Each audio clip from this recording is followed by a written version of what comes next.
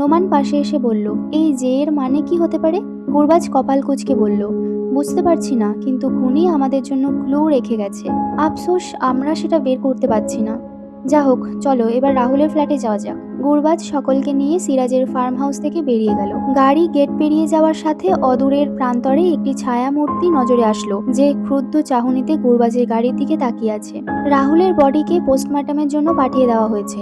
গুরবাজ, নোমান আর কালো মিয়াকে নিয়ে 9 তলায় চলে গেল রাহুলের ফ্ল্যাট অনুসন্ধান করার জন্য। অন্যদিকে বাকিরা ছাদ আর রাহুলের বডি যেখানে খুঁজে পাওয়া গিয়েছিল তার চারপাশে ভালোভাবে সার্চ করছে। গুরবাজ সূক্ষ্ম দৃষ্টিতে রাহুলের রুমটা সার্চ করতে লাগলো। খুনি নিশ্চয়ই এখানেও কিছু ক্লু রেখে গেছে। সিরাজের বডি পাওয়া গিয়েছিল বাইরের ব্যালকনিতে, আর ইংরাজি বর্ণমালার বড় হাতের অক্ষরটা ছিল ওর রুমের কফি মেকারের নিচে। তো রাহুলের বডি ছাদ থেকে ফেলে দেওয়া হয়েছিল, সেই হিসাবে ক্লু রাহুলের ফ্ল্যাটেই থাকার কথা। গুরবাজের সন্দেহ সঠিক হয়েছে। রাহুলের রুমের ব্যালকনির রেলিংয়ে আরো একটা অক্ষর রেখে গেছে খুনি। গুরবাজ সেটা হাতে তুলে নিয়ে দেখলো ও লেখা। গুরবাজ ভুরু কুঁচকে বিড়বিড় করে বলল, প্রথমে যে আর এখন ও, এই দুই অক্ষরের কানেকশনটা কি হতে পারে? আর এই দুজনকে মারার কারণটাই বা কি হতে পারে? গুরবাজের অফিসে পিন পিতর নীরবতা ছেয়ে আছে। সব অফিসার ওর সামনে দাঁড়িয়ে আছে। গুরবাজ চোখ বন্ধ করে কোনো গভীর চিন্তায় মগ্ন হয়ে আছে। নোমান কালো মিয়ার কানে ফিসফিস করে বলল, এই বালের কেসের জন্য হাঁকতে যাওয়ার সময় পর্যন্ত পাচ্ছি না। ধুর। কালো মিয়াও কণ্ঠ খাদে নামিয়ে বলল, পেটে কিছু থাকলে তো হাঁকতে যাব।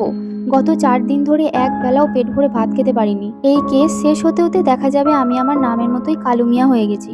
গুরবাজের কণ্ঠে ওরা চুপ করে গেল।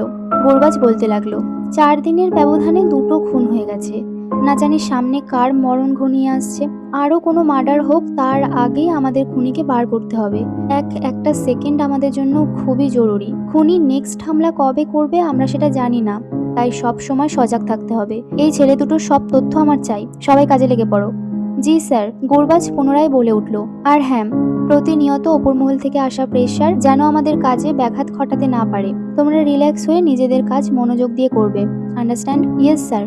কালু মিয়া হতাশার স্বরে নোমানকে বলল, আর রিল্যাক্স? এই পরিস্থিতিতে নাকি রিল্যাক্স হয়ে মনোযোগ দিয়ে কাজ করব? তা বলছি, এমন ভয়ঙ্কর কেসের তদন্ত কেউ রিল্যাক্স হয়ে সলভ করে নাকি?